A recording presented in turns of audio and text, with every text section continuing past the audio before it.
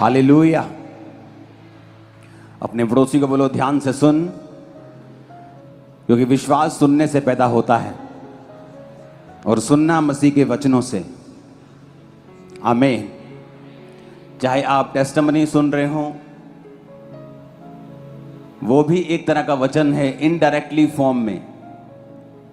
चाहे आप सॉन्ग्स को सुन रहे हो और गा रहे हो, अगर वो सॉन्ग्स पवित्र आत्मा के द्वारा जन्मे हैं, इंसान की उसमें दखल कम है और पवित्र आत्मा की ज़्यादा है, तो वो भी आपकी लाइफ में डिलीवरेंस को पैदा करते हैं और विश्वास को पैदा करते हैं।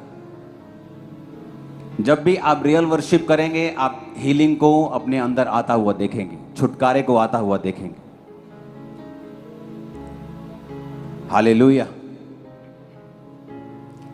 याद रखो, परमेश्वर ने एक हमें स्ट्रक्चर दिया है और उस स्ट्रक्चर के अंदर, एक उस बिल्डिंग के अंदर परमेश्वर ने हमें हर प्रकार की आशीष दी है।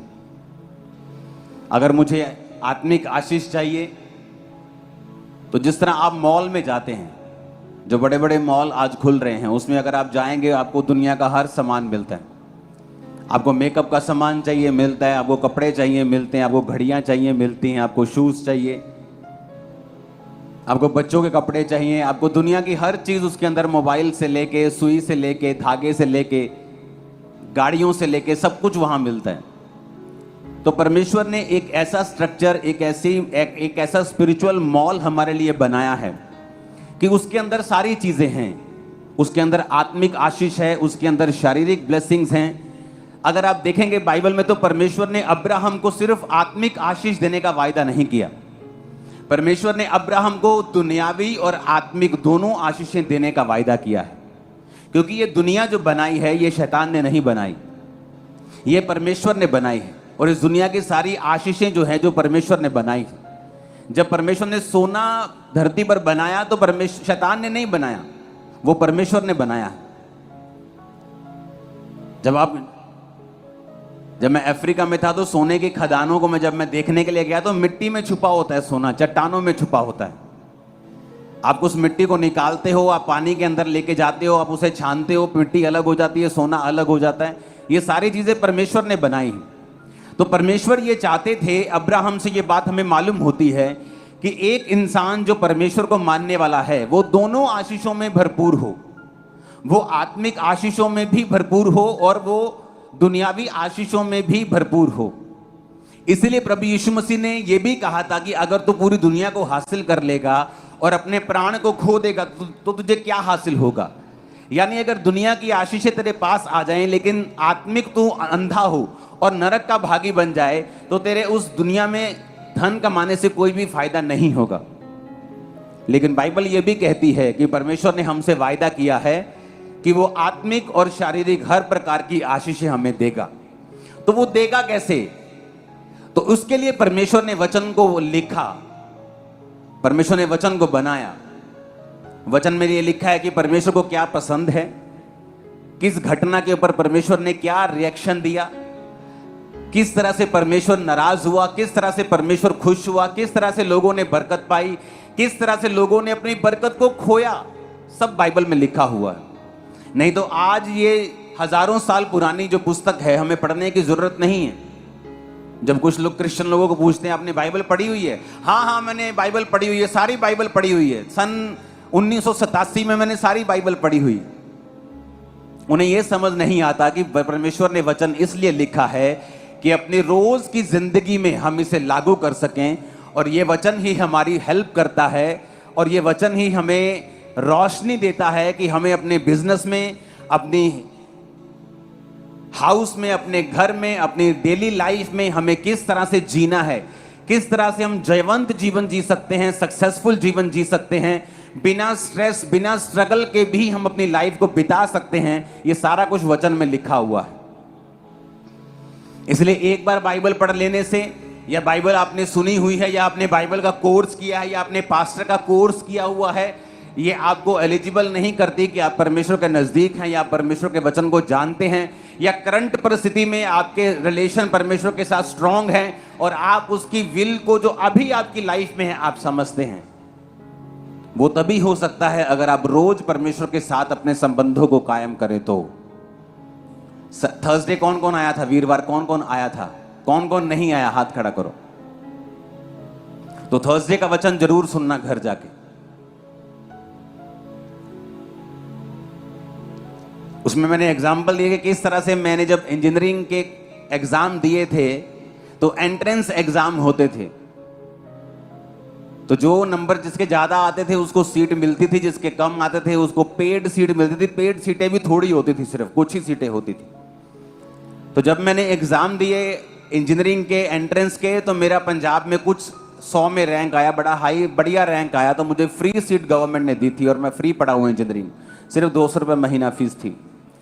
लेकिन जब मेरे बाकी दोस्त थे वो फेल हो गए थे, और जब मैं कॉलेज गया तो वहाँ पे 1.5 लाख 90 हज़ार 1.25 लाख रुपए दे के भी लोगों ने एडमिशन हासिल की थी। उसे पेड सीट बोलते थे।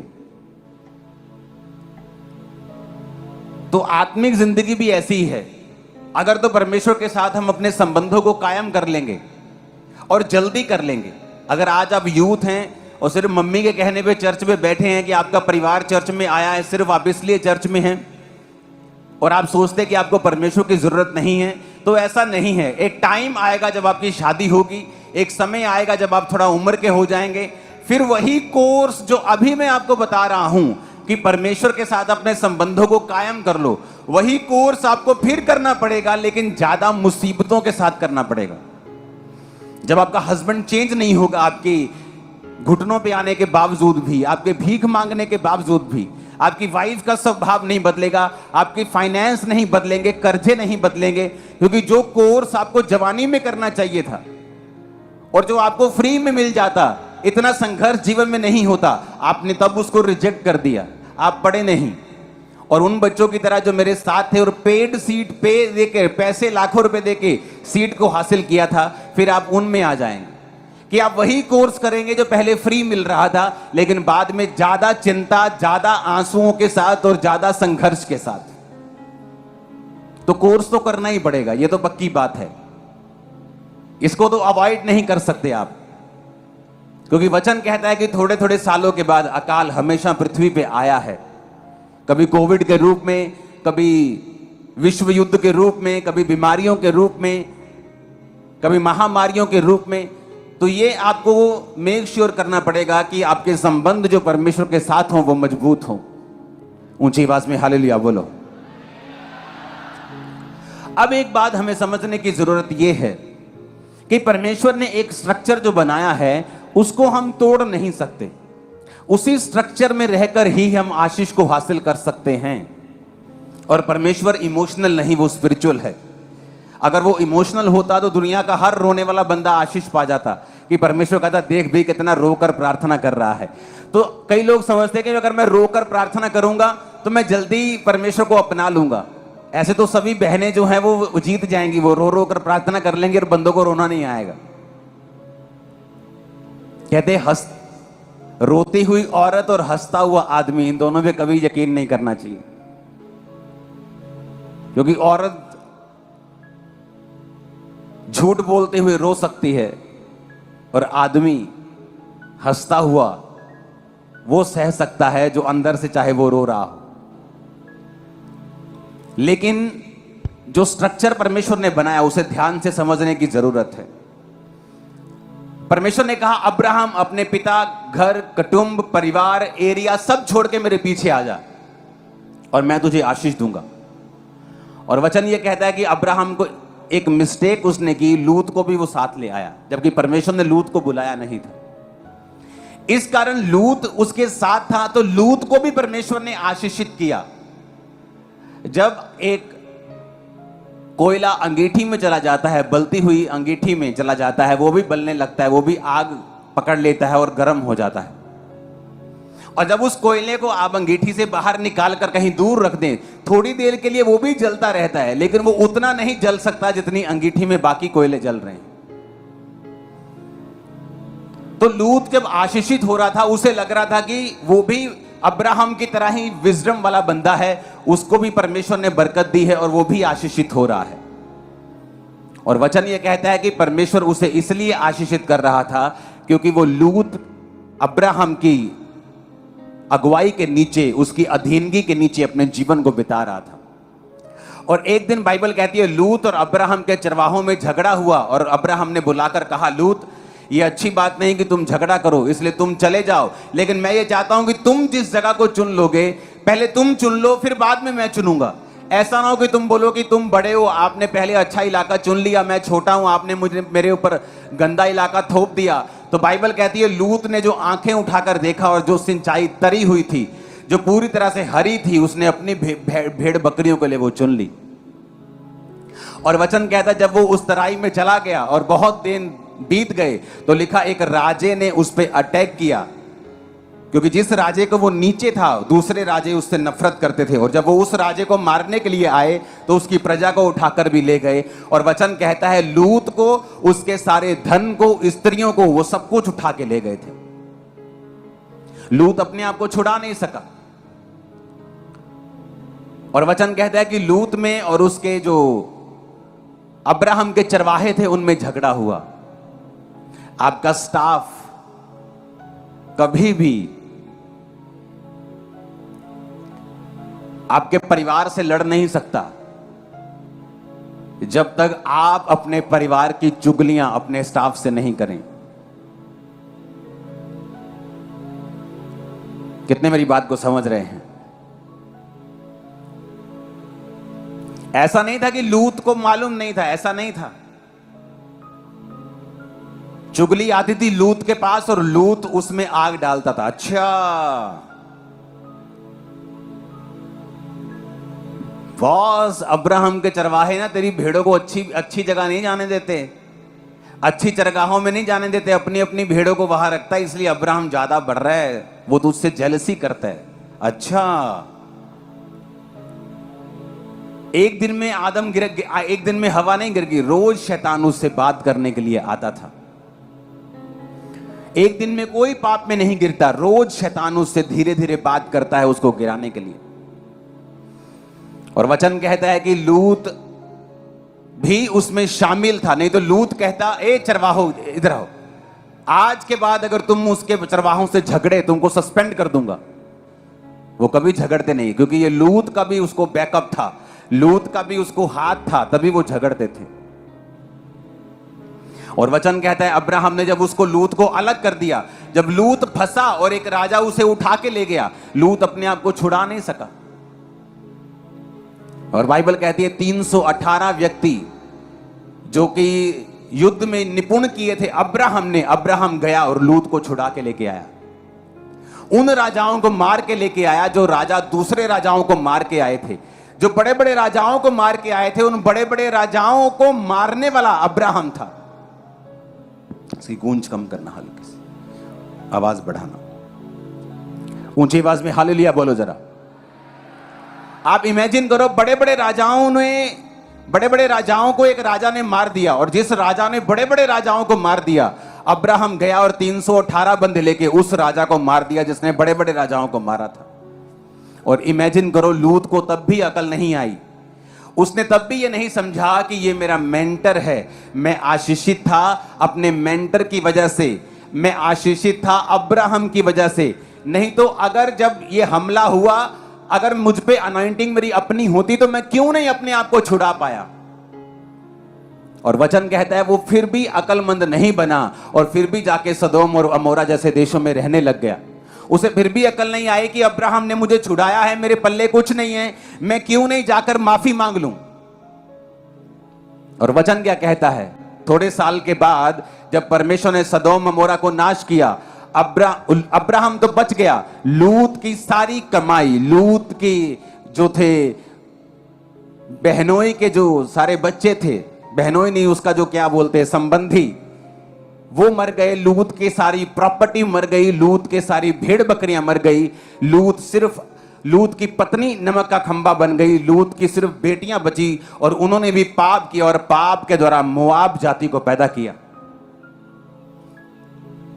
कितना महत्व है एक क्रिश्चियन व्यक्ति की लाइफ में कि वो एक अनॉइंटेड अम्ब्रेला के नीचे रहे, एक अनॉइंटेड संगति के नीचे रहे, एक मेंटर के नीचे रहे, ताकि परमेश्वर उसे ब्लेस कर सके। मैं हजारों लोगों को जानता हूं ऐसे जितना उनके मेंटर ने उन्हें ब्लेस किया था आज से 6 साल 8 साल पहले, आज भी वही कुछ उनके पास है और कुछ नहीं है उनके पास। तब भी उनकी आंखें नहीं खुल रही, क्योंकि जिस तरह शैतान ने लूत की आंखों को बंद कर दिया था, उसी तरह परमेश्वर ने उनकी आंखों को बंद कर रखा है। जब लूत को यह बात समझ आई कि जो आशीष मेरी लाइफ के ऊपर थी वो अब्राहम की वजह से थी, नहीं तो जब सदोम और अमोरा नाश हुए और परमेश्वर ने अब्राहम को दर्शन देके कहा कि जो बात मैं कर रहा हूं क्या अब्राहम से छुपा के रखूं, लूत को क्यों नहीं कहा? क्योंकि कुछ बुलाहटें ऐसी होती हैं उनको आप चैलेंज नहीं कर सकते। बाइबल कहती है मूसा ने जब शादी की तो बाइबल कहती है कि मूसा की बहन और उसके भाई ने उसका विरोध किया। वो भी नबी थे, परमेश्वर उनसे बात करता था, लेकिन जब उन्होंने मूसा का विरोध किया, परमेश्वर ने उसकी बहन मरियम को कोड़ी कर दिया। और वचन कहता है कि वो 7 दिन तक कोड़ी रही। सिर्फ हारून के कहने पर उसका जो पनिशमेंट थी वो जल्दी माफ कर दी गई, नहीं तो वो जल्दी माफ भी ना होती। हालेलुया। तो परमेश्वर ने बताया कि तुम मेरी मैनेजमेंट के साथ कभी लड़ नहीं सकते। जो मैंने मैनेज किया है, जो मैंने बढ़ाया है, जो मैंने ऊंचा किया है, जिसको मैंने स्थापित किया है, तुम कभी भी उसके खिलाफ जाकर कामयाब नहीं हो सकते, क्योंकि वो मेरा ठहराया हुआ है। अगर वो कोई गलती करेगा तो मैं उसके साथ सीधा कांटेक्ट करके उसको सीधा करूंगा, लेकिन तुम्हें उसको सीधा करने नहीं दूंगा। जिस तरह पंजाबी में कहते हैं कि मां मार लेंदी है पर मारन, बोलो मारन, पता है ना कहावत का कि मां मार तो लेती अपने बच्चों को जितना मर्जी वो गलत हो, लेकिन मारने नहीं देती दूसरे किसी को। उसी तरह से परमेश्वर अपने अभिषिक्तों को मार लेता है, खुद सीधा कर लेता है, लेकिन किसी को वो सीधा करने नहीं देता। और परमेश्वर ने एक स्ट्रक्चर ठहराया है, उस स्ट्रक्चर के बाहर जाकर आप आशीष नहीं ले सकते। आप जितनी मर्जी आप वचन के सहारे ले लो, आप जो मर्जी कर लो, जो परमेश्वर ने ठहराया है आप उसे कट नहीं कर सकते, आप उसे कैंसिल नहीं कर सकते, आप उसे रिप्लेस नहीं कर सकते। वो खुद बंदा अपने आप को रिप्लेस कर ले पाप के कारण तो वो अलग बात है, लेकिन कोई व्यक्ति उसे रिप्लेस नहीं कर सकता, परमेश्वर ने जिसको ठहराया है। आज बहुत सारी कलीसियाएं आशीषित इसलिए नहीं है क्योंकि उनका एक मेंटर नहीं, हर जगह जाती, हर मीटिंग में जाती, हर जगह जाती, हर वचन को सुनती, हर प्रचार को सुनती, कंफ्यूज रहती, कहीं एक जगह टिक के नहीं रह पाते। वो कंपेयर करने लग जाते हैं एक को दूसरे से, दूसरे को तीसरे से, और उन्हें ये नहीं मालूम होता कि हो सकता है तुम्हारा मेंटर परफेक्ट ना हो, लेकिन उसकी अनॉइंटिंग परफेक्ट है जो उसके सिर पे परमेश्वर की मंडरा रही है। और जो परमेश्वर ने उसको विजडम दी है, जो काम दिया और कॉलिंग दी है, वो परफेक्ट है और उस काम में वो जाएगा और आशीषित होगा, और जो लोग उसके साथ और नीचे होंगे वो भी आशीषित होंगे। कितने इन बातों को समझ रहे हैं? इसलिए बाइबल कहती जब एलिया ने एलीशा को कहा कि चला जा, मुझे तेरी जरूरत नहीं, वचन कहता है कि वो और किसी चेले के पास नहीं गया कि ठीक है तू अगर प्रॉफिट है तो मैं किसी और के पास चला जाऊंगा, लेकिन वचन कहता है उसने कहा तेरी शपथ यहोवा की शपथ मैं तुझे नहीं छोड़ूंगा, क्योंकि परमेश्वर ने जो मुझे आशीष देनी है वो तेरे द्वारा ही देनी। और बहुत से लोग स्पिरिचुअल महत्व को नहीं समझते हैं, बहुत से लोग स्पिरिचुअल वैल्यूज को नहीं समझते हैं, बहुत से लोग इस पेड़ को, इस मैनेजमेंट को नहीं समझते हैं जो परमेश्वर ने ठहराई है। इसलिए बाइबल कहती है भविष्यद्वक्ताओं और प्रेरितों की नींव के ऊपर, बाइबल कहती है प्रेरितों और भविष्यद्वक्ताओं की नींव के ऊपर तुम्हारी कलीसिया का जो नींव है वो प्रेरितों और भविष्यद्वक्ताओं के ऊपर रखी गई है। हालेलुया। वचन कहता है उचित समय के ऊपर परमेश्वर तुम्हें बढ़ाएगा, लेकिन उससे पहले कहता दीनता से उसके बलवंत हाथ के नीचे रहो।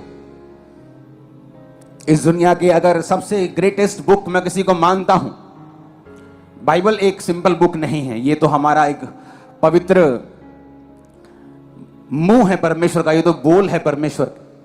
इस दुनिया की सबसे greatest book, one of the greatest मैं मानता हूं बाइबल को, डेक बाइबल को। डेक बाइबल ऐसी बाइबल है जहां पर आपको 99% चीजें आपको परफेक्ट मिलती हैं। और डेक बाइबल जिसने लिखी है वो एक बुजुर्ग बंदा है और सालों से एक ही चर्च का मेंबर है, और जस्ट छोटी सी वो चर्च, और परमेश्वर ने उसे बरकत दी। ये नहीं कि उसने डेक बाइबल लिख दी तो अपने आप को पास्टर से भी ऊंचा समझने लग जाए। डेक बाइबल लिखते लिखते भी वो कहता है कि मैं अपने पास्टर की अगुवाई को लेता था। बाइबल एक बात हमें बताती है कि परमेश्वर ने जो स्ट्रक्चर बनाया, अगर हमें आशीष लेनी है और फाइनेंस में बढ़ना है, प्रार्थना काम नहीं करेगी। हमें अपने बीजों को बोना पड़ेगा, हमें टाइट में वफादार रहना पड़ेगा। मैंने बहुत से अपनी लाइफ में छुटकारों को पाया है, सिर्फ प्रार्थना से नहीं, बीजों से भी। मैं और मेरी वाइफ ने इस बात को हमने प्रैक्टिकली नोटिस किया है। हमने घर में हमारी एक छोटी सी वेदी है, जब कोई काम अड़ता है या शैतान हमारे सामने खड़ा होता है, उस वेदी पर हम बोना शुरू करते हैं, परमेश्वर हम रोज इतने रुपयों को बो रहे हैं, क्योंकि ये हमारी मन्नत है कि इस चीज से हमें छुटकारा दिया जाए। जब रोज उस चीज के लिए हम बीजों को बोना स्टार्ट करते हैं, जल्दी छुटकारा हमारे पास होता है, क्योंकि परमेश्वर ने एक स्ट्रक्चर हमें दिया है। जब उस स्ट्रक्चर के नीचे होकर हम प्रार्थना करते और बोते हैं, हम पक्का छुटकारा पाते हैं अपनी लाइफ। इसलिए मैं तो कहता हूं परमेश्वर इमोशनल नहीं है, वो स्पिरिचुअल है। इसलिए परमेश्वर ने लूत को ये नहीं देखा कि ये भी मेरा बंदा है, ये भी मेरा बच्चा है, तो मैं इसको छुड़ा लूं। लेकिन वचन कहता है अगर आप में वो मसा नहीं है तो परमेश्वर आपके साथ नहीं होता उस असाइनमेंट के विषय में या उस घटना के विषय में जो लूत के साथ हुई। और बाइबल कहती है उस राजा उसे बंदी बना के ले गए, तब लूत अपने मसे से अपने आप को छुड़ा नहीं पाया। छूटने के लिए फिर उसे अब्राहम का साथ चाहिए था, छूटने के लिए फिर उसे अब्राहम की अनॉइंटिंग चाहिए थी, और फिर वो अब्राहम के कारण ही छूटा। लेकिन फिर भी अकल नहीं आई कि अब्राहम को बोले कि मुझसे गलती हो गई, मैं आपके कारण आशीषित हुआ था, आप मुझे जहां रखेंगे मैं रखने के लिए तैयार हूं। ऊंची आवाज में हालेलुया बोलो। कैसे आप आशीषित होते हैं? आप एक चर्च हैं, मैं आपका अगुआ हूं, परमेश्वर मुझसे बात करता है, मुझे ये काम करना है, आने वाले समय में ये काम करना है, मैं आपको वो दर्शन बताता हूं, आप उस दर्शन के लिए प्रार्थना करते हैं। कोई उस दर्शन के लिए लगातार बीजों को बोता है, कोई लगातार उपवास में चला जाता है, कोई काम में चला जाता है, आप उस दर्शन को पूरा करते जो परमेश्वर ने कहा। इस वजह से कि आप परमेश्वर के दिए हुए वचन को पूरा कर रहे हैं, परमेश्वर आपको आशीषित करता है। सिर्फ वो आपको इसलिए आशीषित नहीं करता कि आप क्रिश्चियन हैं, वो आपको इसलिए आशीषित करता है कि क्रिश्चियन होने के बाद आपने भी अपनी बुलाहट को पहचान लिया है। अब्राहम की बुलाहट थी परमेश्वर के पीछे चलना, लूत की बुलाहट थी कि अब्राहम के पीछे चलना। जब तक आप अपनी बुलाहट को नहीं पहचानते हैं, आपकी लाइफ में ब्लेसिंग्स कभी नहीं आती। मैं ऐसे लोगों को जानता हूं, उनकी लाइफ में ब्लेसिंग्स थी, उनका वही स्वभाव था जो आज है, लेकिन तब वो एक मेंटर के नीचे थे। अब वही स्वभाव वही है, पैर वही है, लेकिन ब्लेसिंग्स उनकी लाइफ में नहीं है, क्योंकि वो मेंटरशिप का मसा उनकी लाइफ से छोड़ के जा चुका है। जब एक अंगीठी में से कोयला निकाल दिया जाता है, कोयले को लगता है मैं तो अंगीठी में से निकल गया, अभी भी गर्म हूं, लेकिन जब वो ठंडा होता है उसे मालूम होता है कि मैं अंगीठी में था, जब मैं उस धधकती हुई भट्टी में था मैं गर्म था, लेकिन जब मैं उस संगति से निकला हूं अब मैं ठंडा हो गया। और शैतान बड़ी कोशिश करता है आपको संगतियों से दूर करने की, बड़ी कोशिश करता है जीवित चर्च से आपको दूर रखने की। कहीं ना कहीं वो किसी वॉलंटियर का दिमाग खराब कर देगा, वॉलंटियर आपके साथ बहस कर लेगा, कभी वो आपका दिमाग खराब कर देगा, वॉलंटियर के साथ बहस पड़ेंगे। क्योंकि वो जीवित चर्च में ही ऐसे कामों को क्यों करने की कोशिश करता है? क्योंकि उसे मालूम है कि आपकी ब्लेसिंग जो है वो अनॉइंटिंग के नीचे है, वो जीवित चर्च के नीचे है, जिसमें परमेश्वर का मसा है। परमेश्वर ने एक दर्शन मुझे दिया, वो दर्शन के तहत मैं चल रहा हूं। अब जो लोग मेरे साथ चलेंगे वो उस दर्शन के कारण ब्लेस होंगे जो परमेश्वर ने मुझे दिया। मैं भी उस दर्शन के कारण आशीषित हो रहा हूं। आज तक कोई दुश्मन जीत नहीं पाया, कोई कब्जा नहीं कर पाया, कोई हमें शर्मिंदा नहीं कर पाया। रीजन ये नहीं कि मेरी प्रार्थना ज्यादा है, रीजन ये है कि परमेश्वर का विजन, परमेश्वर का दर्शन मेरी लाइफ के ऊपर है, और आपकी लाइफ में भी वो पूरा होगा जब आप उस विजन से जो परमेश्वर ने मुझे दिया है जुड़ जाएंगे। मैं आपको भविष्यवाणी कर रहा हूं, कोई दुश्मन आपको शर्मिंदा नहीं कर पाएगा अगर आप इस दर्शन, इस सेवकाई के नीचे हैं। कोई शैतान आपको शर्मिंदा नहीं कर पाएगा अगर आप इस विजन के नीचे। मैंने कहा आमीन। मेरे को ऊंचे वाला चाहिए चर्च। Hallelujah, hallelujah. और यही परमेश्वर ने बनाया है। आप इसे, मैं भी चाहूं तो इसे अलग नहीं कर सकता। मैं चाहूं कि प्रभु मुझे सेवा नहीं करनी, मैं बिजनेसमैन बन जाता हूं, करोड़ों रुपया कमाऊंगा तभी चर्च को सपोर्ट करूंगा, तो परमेश्वर का अगर नहीं, उस स्ट्रक्चर में मैंने तुझे नहीं बनाया। तेरी बुलाहट अलग है। किसी की बुलाहट है काम करना, किसी की बुलाहट है अधीन रहना, किसी की बुलाहट है गाना, किसी की बुलाहट है काम करना। आपकी आशीष बड़ी तगड़ी है अगर आप अपनी बुलाहट को पकड़ लेंगे और लगातार उसमें बने रहेंगे और खड़े रहेंगे। ऊंची आवाज में हालेलुया बोलो जरा। परमेश्वर आपको स्पिरिचुअल करना चाहता है, क्योंकि वो आपकी जनरेशंस को सुधारना चाहता है। कुछ लोग इसको जल्दी ले लेते पड़ा कि मैं 2 साल में सेवा में हूं, मुझे कुछ नहीं हासिल हुआ, मेरा तो घर अभी भी तंगी के साथ चल रहा है, मैं 3 साल से सेवा में हूं, लेकिन परमेश्वर का विजन बड़ा लंबा है, उसका दर्शन बड़ा लंबा है। क्योंकि अगर आप सेवा में खड़े रहना चाहते हैं, अगर आप काम करना चाहते हैं, तो आपको एक बड़ा तगड़ा विजन और बड़ा तगड़ा फेथ चाहिए होता है। और बाइबल कहती है बिना विश्वास उसे प्रसन्न करना अनहोना है। जब आपकी लाइफ आपको फ्रूटफुल नहीं लगती, मेरी भी ऐसी था सेवा में, मुझे लगता था कि मेरी पर्सनल लाइफ फ्रूटफुल नहीं, क्योंकि मैं चर्च से कुछ देता नहीं था। लेकिन किस चीज ने मुझे संभाल के रखा कि बाइबल कहती है हियाव बांध दृढ़ है, क्योंकि मसीह में की गई मेहनत कभी भी व्यर्थ नहीं जाती। इस वचन ने मुझे संभाल के रखा कि प्रभु में की गई मेहनत व्यर्थ नहीं जाती। मैं किसी इंसान के लिए मेहनत नहीं कर रहा हूं, मैं परमेश्वर के लिए मेहनत कर रहा हूं। और परमेश्वर कहता है, कोई इंसान नहीं कह रहा, जब भूल जाएगा मुकर जाएगा, परमेश्वर कह रहा है कि उसमें की गई मेहनत व्यर्थ नहीं जाती। ऐसा ही हुआ, परमेश्वर ने मुझे ब्लेस किया, मेरी मेहनत को व्यर्थ नहीं किया। हालेलुया। और अगर आप उत्पत्ति की पुस्तक को मैं पढ़ रहा था, उसकी 10 की 6 आयत में लिखा है, हाम के पुत्र कूस, मिस्र, फूत और कनान। कौन था ये हाम? ये वही बेटा था नूह का जिसने अपने पिता को नंगा देखा था और अपने दोनों भाइयों को आगे बताया कि डैडी नंगा भी आए थे। उन्होंने कहा तू को वेख्या भी नंगा ओनू, लो नंगा पिया मैं वेख्या ओनू। वो शराब पी के नंगा पिया थे।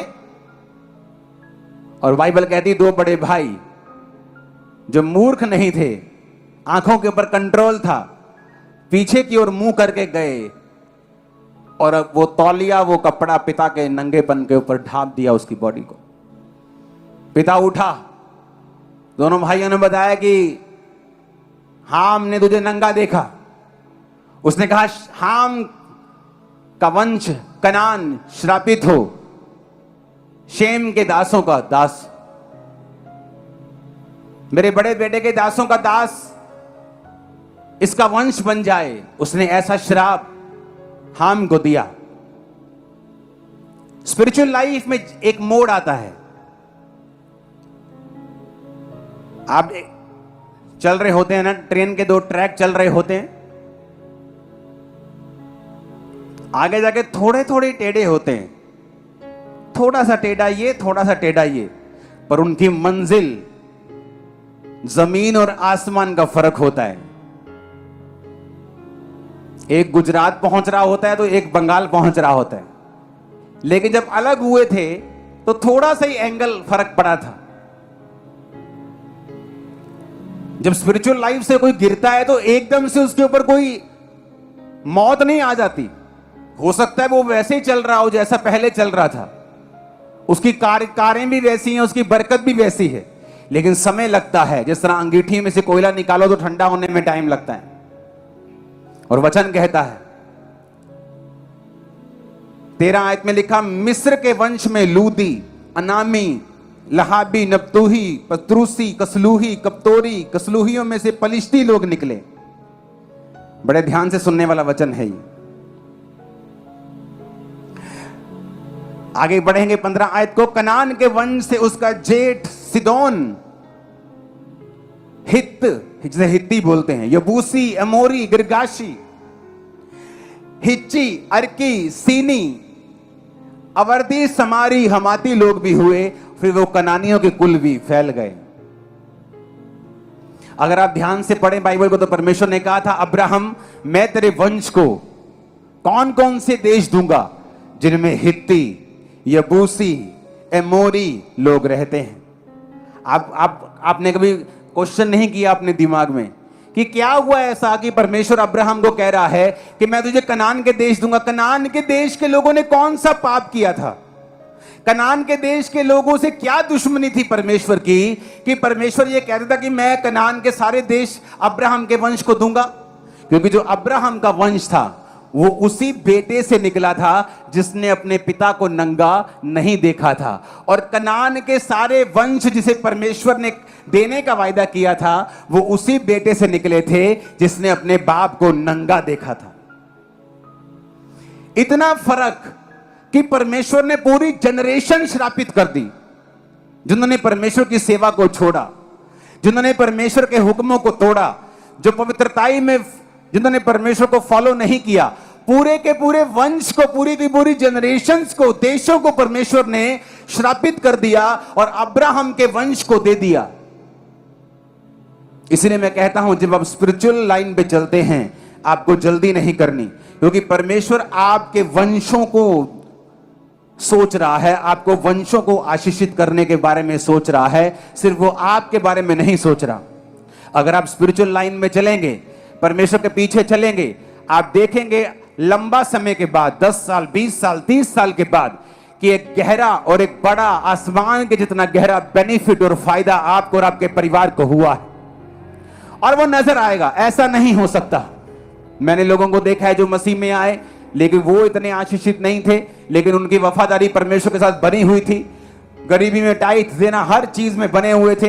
परमेश्वर ने उनके वंश को ब्लेस किया, फॉरेन में सेट किया, इतना अमीर किया, आशीषित किया, जितना वो सोच नहीं सकते थे। हो सकता वो कभी भी ऐसा ना कर हो पाता अगर वो व्यक्ति परमेश्वर में ना होता तो। लेकिन ये लंबी रेस है, ये छोटी रेस नहीं है, ये शॉर्टकट नहीं है। और बाइबल कहती है, अगर परमेश्वर हमें कोई काम करने के लिए कहता है, कोई स्ट्रक्चर उसने बनाया है, तो वो हमारे फायदे के लिए। ऊंची आवाज में हालेलुया बोलो। और अगर हम उस स्ट्रक्चर को मानते हैं, अगर हम परमेश्वर के वचन को मानते हैं, हम उस स्ट्रक्चर के साथ कभी भी फाइट नहीं करेंगे। आप फाइट नहीं, अगर आप फाइट करेंगे, आप शर्मिंदा होंगे, आप नोटिस करेंगे। जिसे परमेश्वर ने ठहरा दिया और जिसे चर्च ने ठहरा दिया, अगर आप उसके साथ फाइट करेंगे, वो आप शर्मिंदा होंगे। आप चाहे गलत हो, सही हो, ये बाद में देखा जाएगा, क्योंकि उसके साथ डील करना परमेश्वर का काम है, आपका नहीं। परमेश्वर ने कहा, अगर मूसा ने गलती की तो ये मेरा काम है उसके साथ डील करना, तुम्हारा नहीं। अब तुम श्रापित रहोगे और कोड़ी रहोगे। हालेलुया। ऊंची आवाज में हालेलुया बोलो। अगर चर्च स्ट्रक्चर में रहे, अपनी हद में रहे, पास्टर्स को कभी डिस्कस मत करें। वचन सुने, अच्छा लगे सुने, अच्छा नहीं लगता, आपको लगता है व्यक्ति प्रभु की ओर से नहीं है, त्याग दें, छोड़ दें, लेकिन निंदा ना करें। आपको 1-2 बार किसी को अलर्ट करना है, कर दें, लेकिन अपने मुंह से गालियां बकना, अपने मुंह से गंदगी बकना, ये आपका और मेरा काम नहीं है। और इसीलिए लोग श्रापित होते हैं, सेवकाइयां भी श्रापित होती, पास्टर श्रापित हो जाते। मैं एक पास्टर को जानता हूं, कुछ लोग मुंह के मीठे होते हैं और दिल के कड़वे, कुछ लोग मुंह के कड़वे होते हैं और दिल के मीठे। अलग अलग तरह के लोग होते हैं, आपको पहचानना पड़ता। वो मुंह का तो बहुत मीठा या मीठी जो भी है था, लेकिन उसका दिल बहुत कड़वा था, ये मैं जानता हूं। वैर विरोध ना छोड़ना, माफ ना करना, पूरा वैर विरोध अंत तक निभाना। और दुनिया नहीं जानती थी, मैं उसको सीक्रेट अंदर से जानता था। पूरी लाइफ टाइम वो पास्टर बीमार रहा है और लोगों को पता नहीं।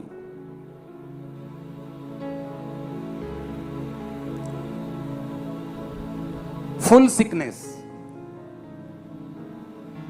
अपनी लाइफ का एंजॉय नहीं कर पा रहा वो। रीजन कड़वाहट, वैर विरोध, नाश करने की भावना, जेलसी रखना।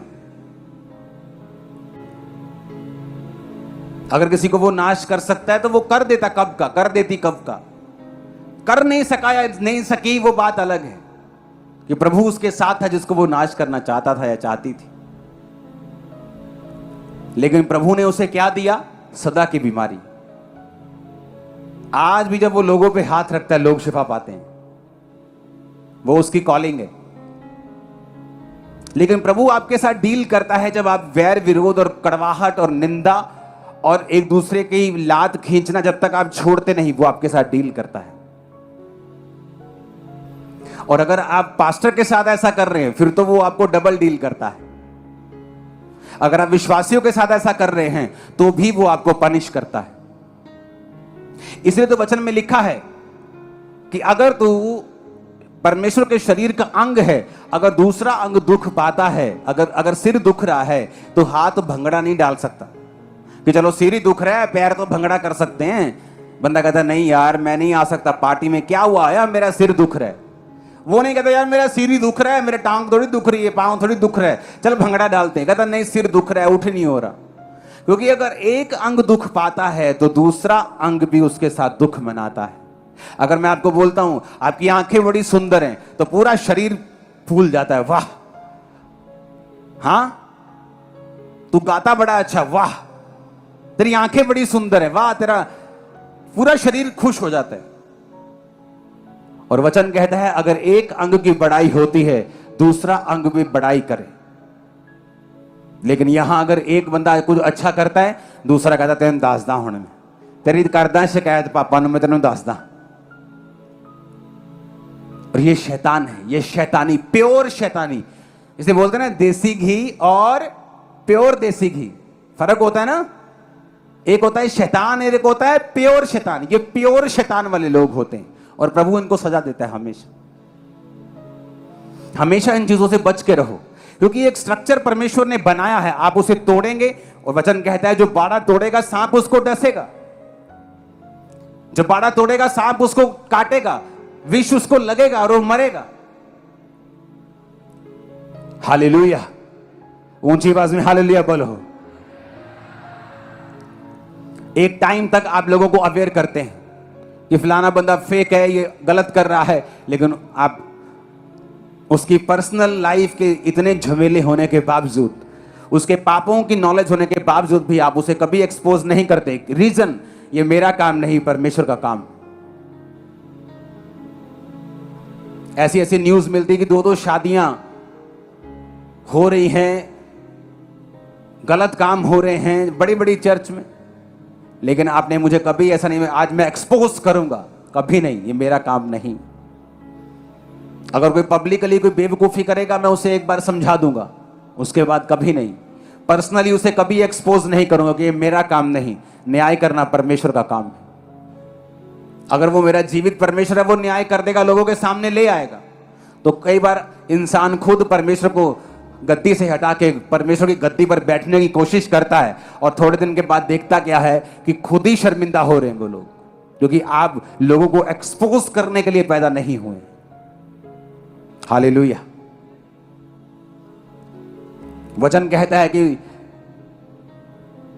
झूठे भविष्यद्वक्ताओं से सावधान रहो। वचन ने भी एक बार बोला, आप भी चर्च को समझा सकते हैं, लेकिन किसी पे पर्सनल अटैक करना ये परमेश्वर की सीट लेने के बराबर है।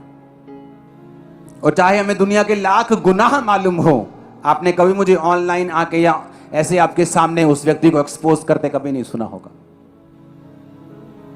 प्रूफ के साथ एक्सपोज किया जा सकता है, लेकिन कभी नहीं, क्योंकि ये परमेश्वर का और उसकी कलीसिया का काम बिल्कुल नहीं है। आप परमेश्वर नहीं हो, आप न्यायी नहीं हो, आप जज नहीं हो। मैं उससे पीछे रह सकता हूं, मैं अपनी संगति उससे खत्म कर सकता हूं, क्योंकि वचन कहता है अगर भाई कहलाकर कोई मूर्ति पूजा करता है और व्यभिचार करता है तो तू उसके साथ खाना भी मत खा, नहीं तो तू भी पापी है परमेश्वर के सामने। जब हम वचन में से पूरी तरीके से चलना शुरू कर देते हैं, हम आशीषित होते हैं। वचन के साथ चलना शुरू कर देते हैं, हमारे फाइनेंस, हमारी लाइफ, हमारी जिंदगियां जो हैं सब तरफ से ग्रोथ करना शुरू कर देती हैं। हम ग्रो करना स्टार्ट कर देते हैं। आज पास्टर्स को देखो, आपको इंटरनेट के ऊपर जज करते मिलेंगे, छोटी सी चीज के पीछे पड़ जाएंगे और आपको हर बार वो जज करते हुए मिलेंगे। और जब आप उनकी पर्सनल लाइफ में झांकेंगे और देखेंगे सेवकाइयों में, आप इसीलिए देखेंगे कि कभी भी रिजल्ट ऐसा नहीं है जैसा होना चाहिए था। अभी भी फाइनेंशियल स्ट्रगल चल रहा है, अभी भी पब्लिक नहीं आ रही, लोग नहीं आ रहे। क्यों? परमेश्वर आपको नहीं देता अगर आपकी कैपेसिटी नहीं है तो। आपकी कैपेसिटी जब आत्मा में बढ़ती है, परमेश्वर आपको देता है। आपकी कैपेसिटी बढ़ेगी, वो आपको देगा। वो 10 लीटर के बर्तन में 12 लीटर नहीं दे सकता, उसे मालूम है 2 लीटर वेस्ट हो जाएगा। आपका बर्तन 50 लीटर का कर लीजिए, वो भर देगा आपको। आपकी कैपेसिटी नहीं है। आपको थोड़ी सी बरकत मिले, आप पास्टर्स को जज करना शुरू कर देते हैं। आपको थोड़ी सी सेवकाई मिले, आप अपनी डॉक्ट्रिन्स और दूसरे की डॉक्ट्रिन्स को आप जज करना शुरू कर देते हैं। और इसी वजह से लोग उतना नहीं बढ़ पाते जितना उनको बढ़ना चाहिए। ऊंची आवाज में हालेलुया खड़का के बोलो जरा। आपको पता है वचन में क्या लिखा है? वचन में लिखा है, जब आप कुरिन्थियों की पुस्तक पढ़ते हैं, आप तीमुथियुस की पुस्तक पढ़ते हैं, तो पौलुस ने क्या लिखा? कहता टू माय स्पिरिचुअल सन तीमुथियुस। अब पौलुस वो प्रेरित है जिसको परमेश्वर ने दर्शन देके चुना है। पौलुस वो प्रेरित है जिसने सबसे ज्यादा कलीसियां स्थापित की हैं। पौलुस वो प्रेरित है जो सबसे ज्यादा गैर भाषा में बातें करता था। पौलुस वो प्रेरित है जिसने सबसे ज्यादा पत्रियां लिखी हैं और बाइबल में परमेश्वर ने उन्हें शामिल करवाया है अपनी ग्रेस से। और वो पौलुस क्या कह रहा है कि तुम मेरी आत्मिक संतान हो।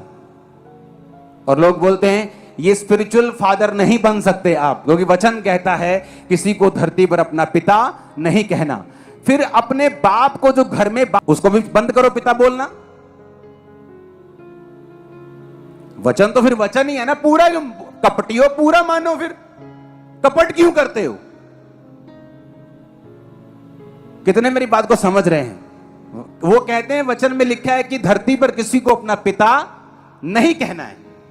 मैं मानता हूं, ठीक है लिखा है, अब मैं समझाता हूं क्यों लिखा, वो बात की बात। मैं ये मानता हूं, आप मानते हैं? हां जी मानते हैं। तो अपने घर में अपने पिता को पिता क्यों बोलते हो? उसे ब्रो बोला करो, ब्रो, हाय ब्रो। जब ब्रो तुम्हारे कान पे दो लगाएगा तो सब शैतानी शिक्षा बाहर आ जाएगी। वचन ये भी कहता है अपने माता और पिता के अधीन रहे। वचन ये भी कहता है प्रभु में अपने माता और पिता के अधीन रहे। वचन ये भी कहता है, पौलुस कहता है टू माय स्पिरिचुअल सन। क्या पौलुस को परमेश्वर का वचन मालूम नहीं था? क्या पौलुस परमेश्वर के वचन से बाहर था? नहीं। पौलुस कहता अगर कोई शारीरिक बच्चे जन्म दे सकता है, हम आत्मिक बच्चों को जन्म दे रहे हैं।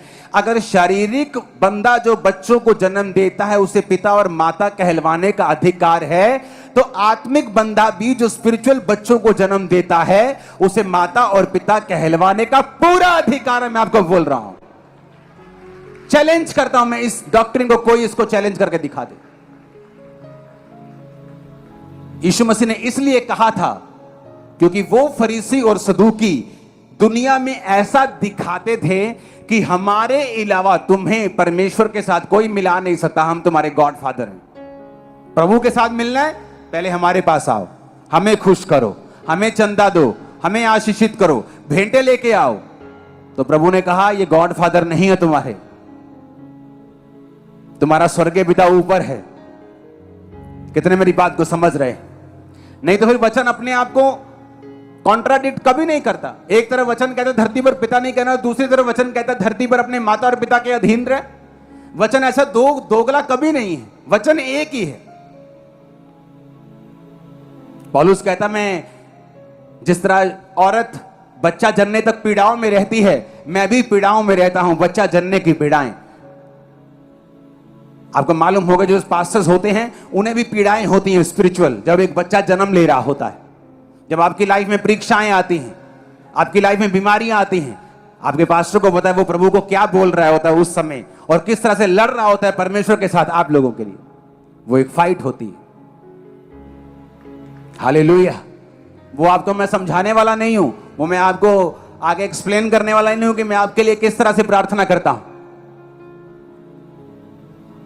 हालेलुया। कहता टू माय स्पिरिचुअल सन, मेरा आत्मिक पुत्र तीमुथियुस। हालेलुया। उस समय सारे प्रेरित जीवित थे। बाइबल कहती है पतरस पौलुस की पत्रियों को पढ़ता था।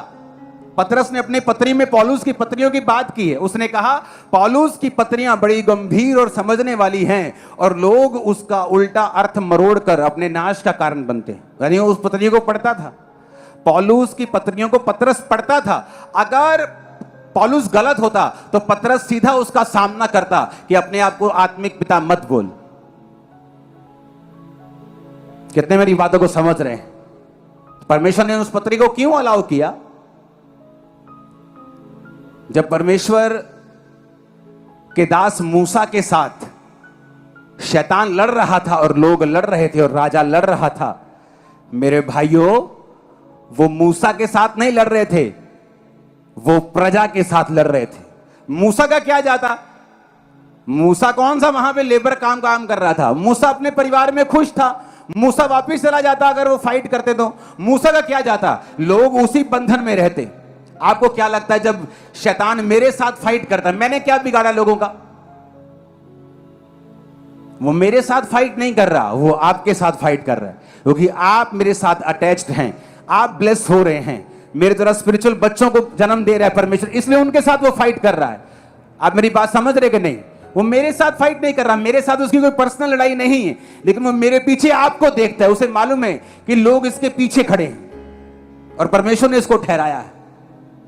बाइबल कहती है जब वो चरवाहे को मारेगा तो भेड़े तितर बितर हो जाएंगे। जब परमेश्वर ने पवित्र आत्मा को भेजा तो अगर उसे अगुवे की जरूरत ना होती तो वो कहता कि अब पवित्र आत्मा तुम्हारे संग है, वो तुम्हारी अगुवाई करेगा और मैंने कलीसिया को अपना पवित्र आत्मा दिया है। लेकिन वचन कहता है, परमेश्वर ने कहा मैंने कलीसिया को प्रथम प्रेरित, दूसरे भविष्यद्वक्ता, उपदेशक, प्रचार करने वाले, सिखाने वाले दिए हैं। तो परमेश्वर ने कलीसिया को अगर आत्मा दिया है तो फिर प्रेरित क्यों दिए, भविष्यद्वक्ता क्यों दिए? वचन कहता है प्रेरित और भविष्यद्वक्ताओं की नींव पर तुम बनाए गए हो। जब आप स्ट्रक्चर के नीचे रहते हैं आप ब्लेस्ड होते हैं। आप स्ट्रक्चर के नीचे रहते हैं, परमेश्वर आपको बना पाता है और आशीषित कर पाता है, आपको ब्लेस कर पाता है, और जहां परमेश्वर आपको लेके जाना चाहता है फिर वहां वो आपको ले पाता है, लेके जा पाता है। यीशु मसीह के नाम में वो आपका हाथ पकड़े और ऊंचाइयों पर लेके जाए, जहां वो आपको लेके जाना चाहता है वो लेके जाए। अंधकार की शक्तियां और उसकी योजनाएं नाश हो जाएंगे यीशु मसीह के नाम।